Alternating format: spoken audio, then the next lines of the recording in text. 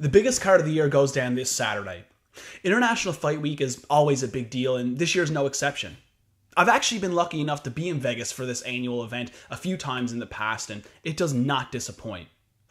There are a lot of very cool events going on throughout the entire week, including pool parties, seminars, the Fan Expo, Hall of Fame inductions, and so on. If you're a hardcore MMA fan, it's the time to get to Vegas to take in an event. The better part of the entire roster descends upon the desert this time of year, and it makes for an interesting time to be there. You're very likely to cross paths with a lot of the biggest names this sport has to offer in the most random of ways, whether it be sharing an elevator, eating at the same restaurant, or sitting at the same blackjack table. It makes for an amazing experience for anyone who loves this sport. Throughout the entire week, there's a buzz in the air of anticipation for the big event that's looming. The weekend is always capped off with a stacked card, and UFC 226 most certainly fits the bill of being stacked. There are a lot of amazing bouts on this card, many of which could headline a pay-per-view or a fight night event in itself. It's a card that's actually been a long time coming, and I believe as it draws near, us MMA fans are going to really start to feel an excitement that we haven't felt in quite some time. There are a lot of fights I'd love to delve into.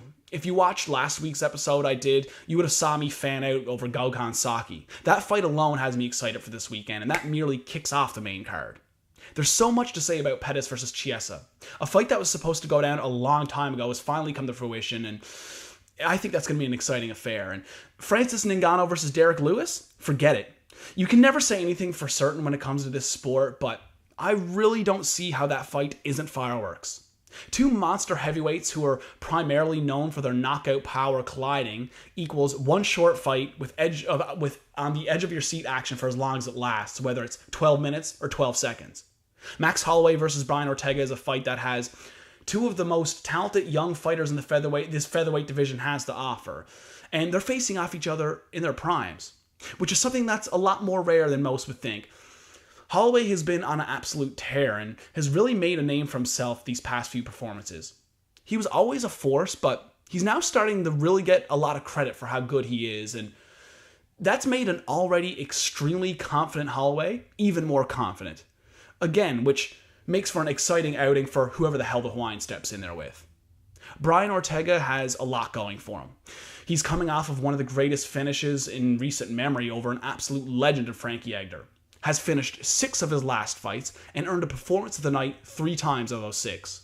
To say his confidence is at an all-time high would be putting it mildly. This co-main event is one that has a lot of hardcores really waiting in anticipation. That's quite the lineup to set the table for the main event for when Daniel Cormier moves back up the heavyweight to take on the heavyweight champion, Stipe Miocic, in an attempt to become only the second ever dual champion in the UFC. I need to get this out of the way real quick. I heard a lot of people referring to this fight as a super fight. It's an incredible bout, one I frankly would not miss no matter what the hell happens in life. You could not keep me away from watching this fight go down live. It's a fight that the MMA world is super hyped on, but it is not a super fight. Unless your name is Brock Lesnar, John Jones, George St. Pierre, Conor McGregor, Nick Diaz, and if it were 2009, Anderson Silva, it's not a super fight. In fact, in order for it to be a super fight, you need 2 names for those of that list competing against each other. Otherwise, it's a misuse of the term. But all that aside, Daniel Cormier versus Stipe Miocic is going to really be something.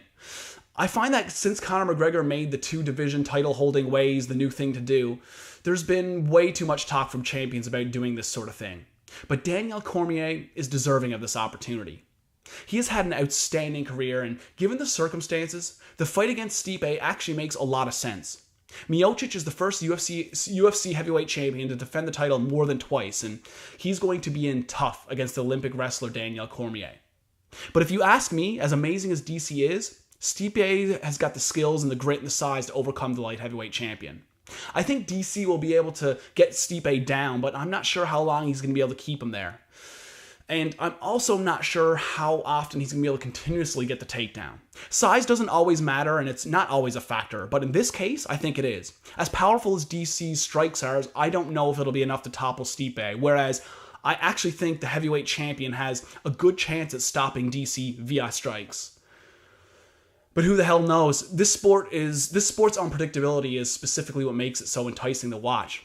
So enjoy the build up for this one, folks. Watch all the embeddeds, watch the weigh-ins live, and get ready to hunker down this Saturday night, because shit is going to go down, and I expect there's going to be no shortage of things to discuss next week.